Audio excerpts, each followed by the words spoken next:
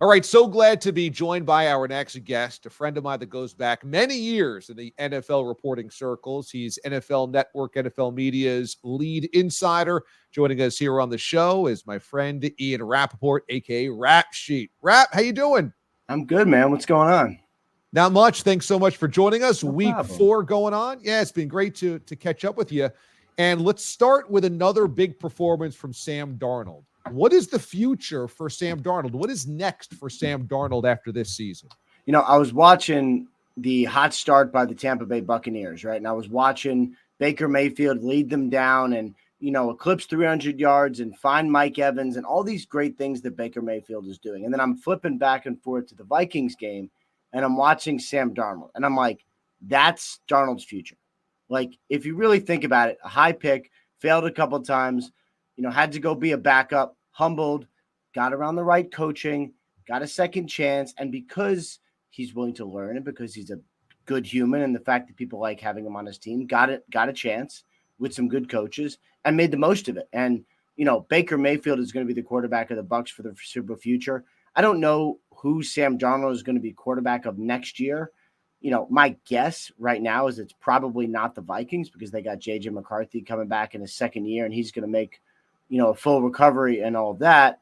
But Darnold's going to have a chance to go out. I mean, this is a system that a lot of people run.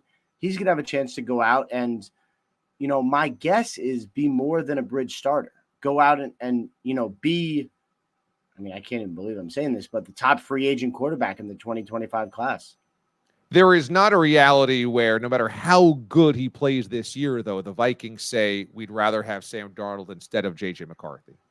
I don't ever want to rule out anything, and because it's the NFL, and I would say, look, is it a possibility?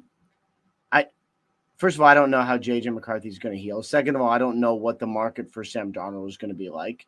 I know that the Vikings drafted J.J. McCarthy to be their franchise quarterback.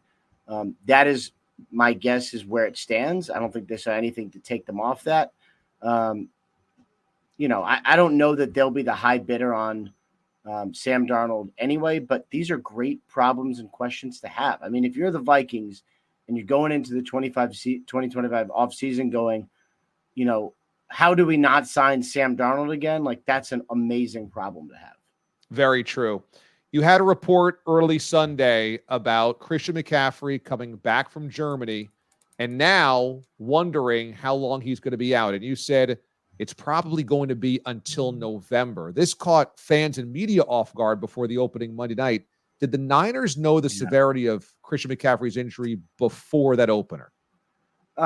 So here's my understanding of the cadence there, right? Because, he goes through the week of practice and on Friday, I think, they were thinking it was going to be okay. On Friday, he gets a little sore and he has to basically come off the practice field. And it's like, all right, well, on Saturday, he'll be okay. And then he wasn't really okay Saturday. And then on Sunday, wasn't really okay. Monday for sure was not okay. Warmed up, couldn't go, was made inactive. And I think at that point, it was like, everybody stop.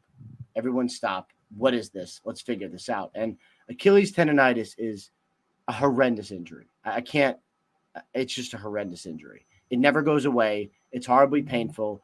You can't do anything else. It's just terrible. And so he goes to Germany for, I would say a PRP-like treatment, whatever you would call it, and comes back. It sounds like it went well. And I know there's people saying, oh, he's never going to play again this season. Like, it sounds like he will. My guess right now is early November. I know the team prioritizes his health more than anything, so they're going to make sure he's 100%. But there are elements of this that caught people off guard. I would say that. Including within the Niners organization. Yeah, I would say including McCaffrey himself. Yeah. Wow, so McCaffrey himself is surprised that it's kind of been this significant of an injury. Yeah, you get through, because I think what you thought was rest would help, and then what you find is that he rested, and it actually didn't help as much as everybody thought. So that's a challenge. That's frustrating. Trevor Lawrence has had such an up and down season, and we saw on national TV on Monday night such an egg that he laid that there was a week's worth of speculation. Yeah. If Trevor Lawrence is a bust, if he doesn't love the game, And that's a rumbling I've heard before, and I've never really quite given much significance to it. But what are executives and people in the league saying about Trevor Lawrence? Well, I don't think it's that he's a bust. I think it's that he needs to play better. And, you look at the Jaguars, and obviously, it was a step forward on Sunday, I would say. That's very clear. Definitely a step forward. And so, look, he played well at times. He had some big plays, had some touchdowns, but also left a ton out there still. And I think that's, to me, what sticks out. It's not that he's a bust. It's that where was the guy who was, I know he's playing through injury last year, but, made a lot of plays, looked like a budding star, got the huge contract. I mean, there was so much out there for him, and I don't know where that is. And so you can talk about, personnel department, you can talk about coaching, you can talk about all these things. The consensus I get from the Jaguars is the players need to play better. And I think that starts with Trevor Lawrence. Do people around the league talk about a lack of desire or a lack of love of the game for Trevor? I haven't heard that. And I honestly, I don't love that critique. You can judge how much time a player puts in. You can judge the workouts they do. You can't judge how much they like it. And I don't look, he hasn't played well enough, but I don't want to say he doesn't like it enough because I don't think that's fair to him. He just has to play better. Another day of curious play by the Philadelphia Eagles in Tampa Bay. Is there a threat of another year of disconnect between Sirianni and his coaches, or Sirianni and the quarterback, or Sirianni in that locker room? Well, disconnect. I think they've worked very hard this offseason to stay connected. They've worked very hard this offseason to be connected, to be on the same page, to be one, all of those good things.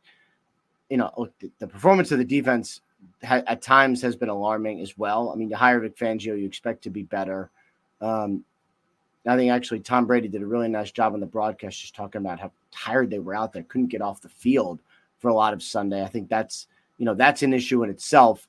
It's a new coordinator. I know they've tried to do a lot as far as like motion and moving everyone around and different looks. And I think there's been some positives, but you're right. I mean, that definitely has to get better because there's enough talent there that they should be better than this. I would also say, A.J. Brown probably coming back next week. Devontae Smith, we'll see. It's a concussion. You don't really know, but hopefully he comes back next week. If they get through this phase sort of okay without a lot of their good players, I think this helps in the long run. Is there an element of Sirianni that coaches almost approve people that they're wrong, the critic's wrong? I mean, sometimes it feels as though he doubles down on his own questionable decisions to kind of say, like, see, I won't back down due to criticism. Yeah, I mean, he's also in the place where he gets not even criticized, just questioned as much as like any other place on earth, honestly. Like, I mean, seriously, every Philadelphia Eagles press conference is like a war zone. And I love it because I want all the answers too. And so like, I love when like, my buddy Jeff McClain is just grilling these guys because like, I want to hear what's going on as well.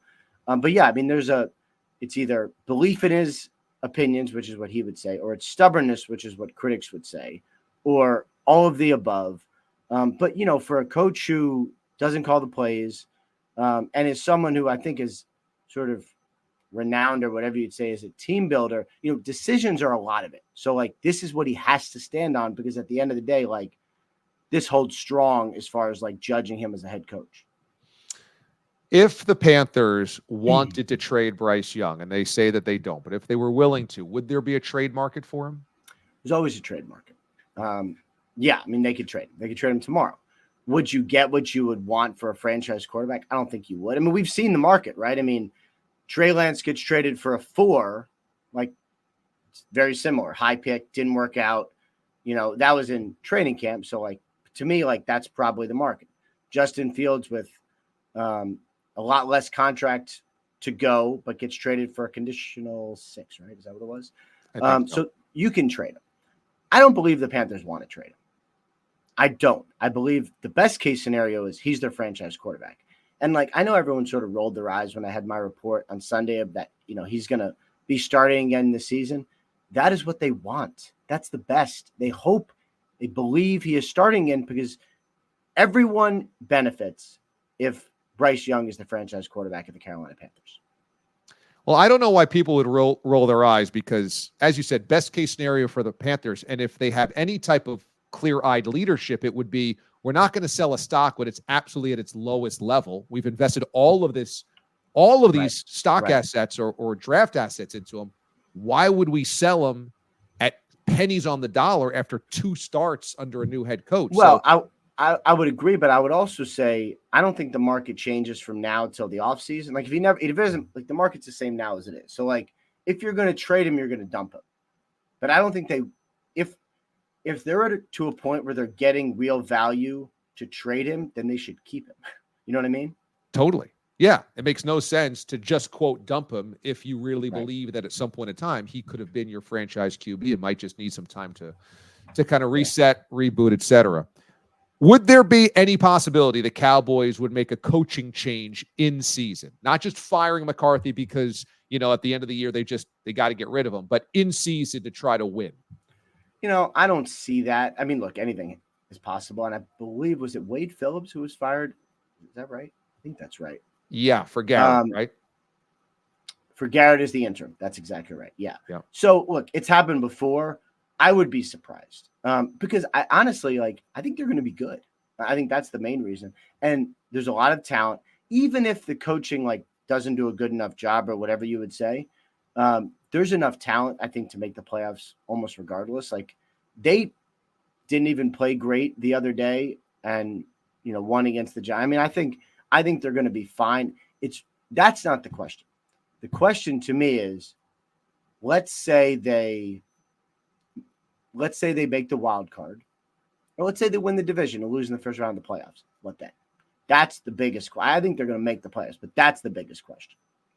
Finally, do you think Mike Tomlin wants Justin Fields to want the job more, and that's why he's dangling? Maybe Russ could come back and be our guy. No, I just think in Mike Tomlin's world, which I love Mike Tomlin's world. I wish I spoke like Mike Tomlin. I wish I saw things as black and white. It's like, well, I don't have to make a decision, so why would I? You say I have to make a decision. Doesn't mean I have to make a decision. I make a decision when I have to, and that's when I'll make a decision. If you don't like it, cool, but that's when I'm going to make a decision. And I enjoy that greatly. And so I just think it's until Russ is fully healthy, and I think that's coming probably this week, there's going to be nothing to say. Now, I expect Justin Fields to hold on to the job because I think he's done a great job. But we're not going to get the answer until Mike Tomlin just wants to give us the answer. But if you expect Russ to be healthy then this week, you don't expect him to go back to Russell Wilson. He's going to stick with Fields.